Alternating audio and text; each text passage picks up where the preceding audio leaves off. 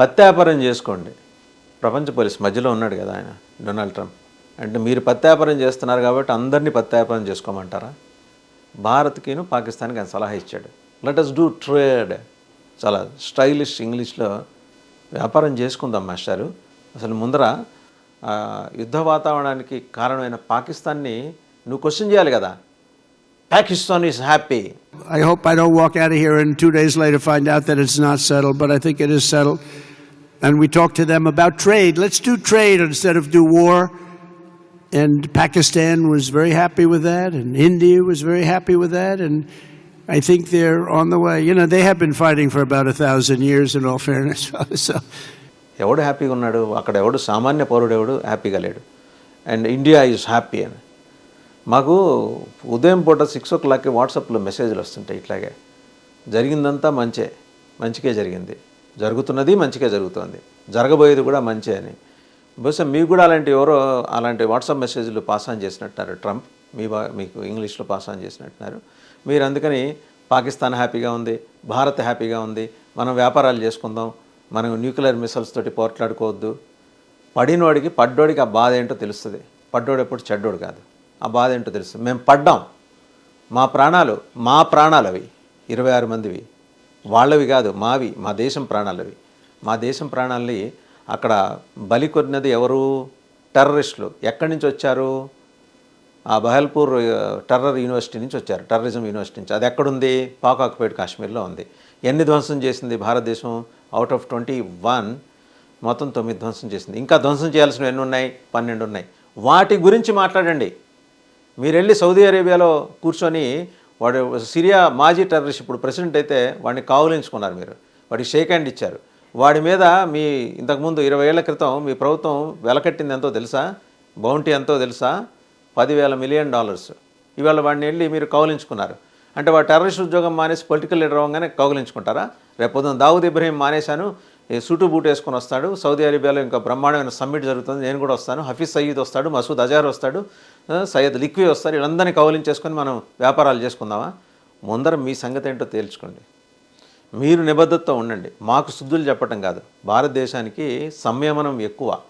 ఇవాళ అది ఎక్కడి దాకా తెగేదాకా వచ్చినప్పుడు కూడా రెస్పాండ్ కాకపోతే మర్యాద కాదు కాబట్టి మా ప్రధానమంత్రి నేరుగా ఓపెన్గా చెప్పేశారు. ఏమని? ఉగ్రవాదం నుంచి తక్షణం వైదొలగటం, అలాగే పిఓకే గురించి మాట్లాడటం.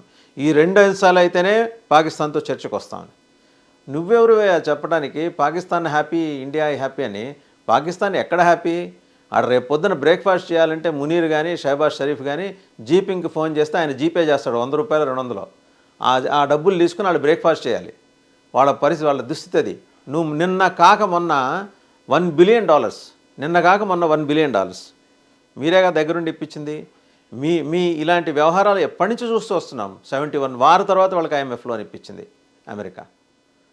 99 కార్గిల్ వార్ తర్వాత IMF లోన్ ఇప్పించింది అమెరికా. 2025 పహల్గావ్ చండాలం తర్వాత మీరే దగ్గరుండి $2.5 బిలియన్ ప్యాకేజీలో $1 బిలియన్ ఇప్పించారు. పాకిస్తాన్ పునర్నిర్మాణానిక, పాకిస్తాన్లో ఉగ్రవాద విశ్వవిద్యాలయాల కొత్త విశ్వవిద్యాలయ ప్రతిష్టాపనగా మీరు ఇప్పించింది. వాడు ఇది తీసుకొని ఏం చేస్తున్నాడు? మళ్ళీ బంగ్లాదేశ్ నుంచి ఉగ్రవాదుల్ని ఇండియాలోకి పంపించే ప్రయత్నం చేస్తున్నాడు. మహమ్మద్ యూనస్ అని మీరు పెంచి పోషించిన పెద్ద మనిషి ఇక్కడ తాత్కాలిక ప్రధాని, ఇంటరమ్ ప్రైమ్ మినిస్టర్, ఆయన ద్వారా ఇటు పంపిస్తున్నారు. మీరేం చెబుతారు? ఇక్కడ వచ్చి పత్తి వ్యాపారం చేసుకోండి అని చెప్తారు. తెలుసు మాకు ఎలా వ్యాపారాలు చేసుకోవాలో తెలుసు.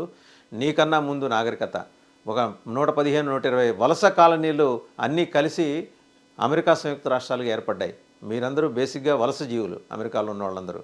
మేము ఈ నాగరికతలో పుట్టి ఈ నాగరికతలో పెరిగి ఈ నాగరికతతో మమ్మల్ని మేము అనుసంధానించుకుంటూ ముందుకెళ్తున్న దేశం మాది. మధ్యలో వచ్చి బ్రిటిష్ వాడు కొల్లగొట్టి వెళ్ళాడు 200 ఏళ్ళు. అంతకుముందు మొఘల్స్ ఈ ఎడారుల నుంచి వచ్చి వాళ్ళకి తైల సంస్కారం, దేహ సంస్కారం లేని జాతులన్నీ వచ్చి ఇక్కడ పరిపాలించాయి 800 ఏళ్ళు. అయినా కూడా సహనంతో భారతదేశం నిలబడింది. ఇవాళ మీరు వచ్చి మాకు పత్తి వ్యాపారం చేసుకోండి, ట్రేడ్ చేసుకోండి, న్యూక్లియర్ మిసైల్స్ కాదని. నువ్వు మిసైల్స్ అమ్మటం, ఆయుధాలు తుపాకులు అమ్మటం మానే. ఫస్ట్ ఆఫ్ ఆల్ జనం నిన్ను మామూలుగా ట్రోల్ చేయట్లేదు. ప్రతి అరగంటకి ట్విట్టర్లో ఏదో ఒక ట్వీట్ చేసేసి ప్రపంచం మొత్తాన్ని నువ్వే పరిపాలిస్తున్నట్టు ప్రపంచ పోలీస్. మీ యాటిట్యూడ్ మార్చుకోండి. మీరు వ్యాపారాలు చేసుకోండి, టారిఫ్లు పెంచుకోండి, తగ్గించుకోండి. మీ హెడేక్ అది. దాంతో మాకు సంబంధం లేదు. మా దేశ ఆంతరింగిక వ్యవహారం. సిమ్లా ఒప్పందం చదువుకున్నారా మీరు? రెండోసారి ప్రెసిడెంట్ అయ్యారు, చదువుకున్నారా? 2 దేశాల మధ్య ఉన్న వ్యవహారం ఏదో 2 దేశాలు తేల్చుకుంటాయి. నిన్నెవడు అడిగాడా ఇక్కడికి వచ్చి ఇంటర్వ్యూ అవ్వమని? నువ్వు మళ్ళీ అందుకనే నా భుజాలు తడుకుంది. ఆ వీడియో చూద్దాం ఒకసారి, నువ్వేం మాట్లాడావు. Trump settled the problem between Pakistan and India last week, which was getting more and more hostile. And all of a sudden, you'll start seeing missiles of a different type. And we got it settled. I hope I don't walk out of here and 2 days later find out that it's not settled, but I think it is settled. And we talked to them about trade. Let's do trade instead of do war. And Pakistan was very happy with that, and India was very happy with that, and I think they're on the way. You know, they have been fighting for about 1,000 years, in all fairness. So I said, you know, I could settle that up. I can settle anything. Let me settle it up. Let's get them all together. How long have you been fighting? About 1,000 years. Oh, that's a lot. I'm not sure about that. I'm not sure about settling. That's a tough one. They've been fighting for a long time. But we got that settled. Nobody... ఎందుకంటే భారతదేశానికి నీతులు చెప్పే పరిస్థితి వస్తే కనుక కడుపు మండిన ప్రతి భారతీయుడు ఇట్లనే మాట్లాడతాడు. ఆ వీడియో చూద్దాం ఒకసారి. సో ఆ వీడియో చూసాం కదా. ఆ వీడియోలో ఏముంది? నువ్వేం చెప్పావు? నేనేం వాళ్ళ మధ్య శాంతి ఒప్పందం చేయలేదు. సరే, మొత్తానికి ఏదో యుద్ధ వాతావరణం నుంచి వాళ్ళు బయటికి రావటం అనేది చాలా అవసరమైన విషయమే, అవసరమైన వ్యవహారమే.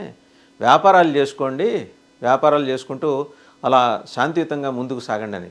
మరి మీరేం చేస్తారు సార్? ట్రంప్ సార్ వ్యాపారం, ఆయుధాలు అమ్ముతారు, సైనిక స్థావరాలు పెడతారు. మా దేశంలో సైనిక స్థావరం పెట్టుకొని మీ గురి చైనా వాడి మీద గురి పెడతారు.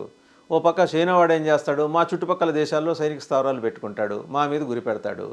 ఇవాళ చైనా వాడికి బేఫిటింగ్ రిప్లై ఇస్తున్నది ఎవరు? బెలూచిస్తాన్, వెస్ట్ పాకిస్తాన్లో ఉంది. అది ఆ గ్వాదర్ పోర్ట్ వాడు కట్టింది. $50 బిలియన్ గోడకు కొట్టిన సున్నం. చైనా పాకిస్తాన్ ఎకనామిక్ కారిడార్ లేదు, మట్టిగడ్డ లేదు అక్కడ. ఇంకా ఎందుకంటే బెలూచిస్తాన్ స్వతంత్ర దేశంగా తనను తాను ప్రకటించుకున్న తర్వాత ఒక్కసారి మనం గమనిస్తే కనుక వాళ్ళ ఆ దేశంలో ఉన్న ఆర్థిక వనరులు ఏంటి, ఆ దేశంలో ఉన్న ఇతరత్ర ఖనిజాలు ఏంటి, వీటన్నిటి మీద మరి పాకిస్తాన్ అధికారం కోల్పోయినట్టే. ఇప్పుడు రేపో మాపో యునైటెడ్ నేషన్స్తో సహా నువ్వు కూడా, యునైటెడ్ స్టేట్స్ కూడా గుర్తించాలి బెలూచిస్తాన్ని స్వతంత్ర దేశంగా. గుర్తిస్తే ఇక మిగిలేదేంటి చెప్ప పాకిస్తాన్కి?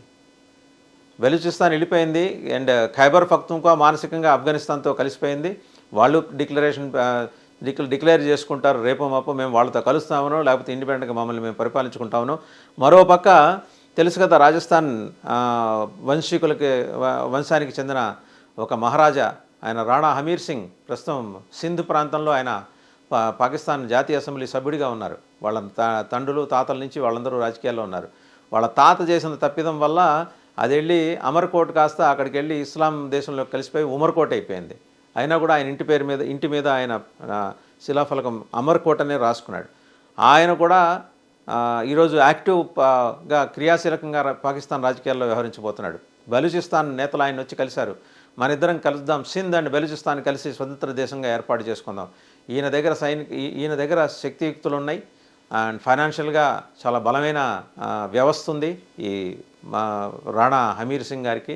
బలూచిస్తాన్ దగ్గర వనరులు ఉన్నాయి. ఈ రెండూ కలిస్తే ఒక స్వతంత్ర దేశంగా ఏర్పడితే పాకిస్తాన్ నువ్వెక్కడ రెండూ కలిస్తే పాకిస్తాన్గా మీరు చెబుతున్న భూభాగంలో 60% నుంచి 70% వీళ్ళ చేతుల్లో ఉంటుంది. నువ్వు మైనారిటీలో పడిపోతావు. నువ్వు నీ దేశంలో మైనారిటీలైన హిందువుల మీద నువ్వు అకృత్యాలు సాగిస్తుంటే రాణా హమీర్ సింగ్ ఎదురొడ్డి పోరాడాడు. ఆయన మైనారిటీ వెల్ఫేర్ మొత్తం నాట్ ఓన్లీ హిందూస్, బుద్ధులు కావచ్చు, సిక్కులు కావచ్చు, వీళ్ళందరి మైనారిటీ తరఫున ఆయన అక్కడ పోరాటం చేస్తున్నాడు. సో మా దేశ చరిత్ర, మేము, మా కథ, మా కమామిషు మాకు తెలుసు. మీరు పెద్దగా బెంగెట్టుకోవాల్సిన అవసరం లేదు. ట్రంప్ గారు ప్రత్యాపారమే చేసుకుంటాము, న్యూక్లియర్ మిసైల్స్ తయారు చేసి ఒకరి మీద ఒకరు ప్రయోగించుకుంటాము. అది మా ఇద్దరికి సంబంధించిన హెడేక్. ముందర నీ ఇంట్లో ఆ పరిస్థితి ఏంటో సరిదిద్దుకో. ఈ దేశంలో ఒక space agency, Maxar satellite space agency అని మా పహల్గాం ఇమేజెస్ అమ్మి అసలు మొత్తం కుట్రకి, ఈ పహల్గాం కుట్రకి డిజైన్ అంతా అక్కడే జరిగింది. వాళ్ళ సంగతి ఏంటో పట్టు. అక్కడ ఒబేదుల్లా సయీద్ అని ఒక అతను BIS ఇంటర్నేషనల్ పేరుతోటి పాకిస్తానీ బోర్న్ అమెరికన్ నేషనల్, అందులో వచ్చి పార్ట్నర్షిప్ కట్టిన తర్వాతే మా ఇమేజెస్, పహల్గాం ఇమేజెస్, చుట్టుపక్కల పర్యాటక ప్రాంతాల ఇమేజెస్, యాక్యురసీ 100% యాక్యురసీతో ఉన్న ఇమేజెస్ని వాళ్ళు కొనుక్కున్నారు, దాని మీద దర్యాప్తు చేయి, మా వ్యాపారాల సంగతి మేము చూసుకుంటాం, నీ భోజనం సంగతి నువ్వు చూసుకో.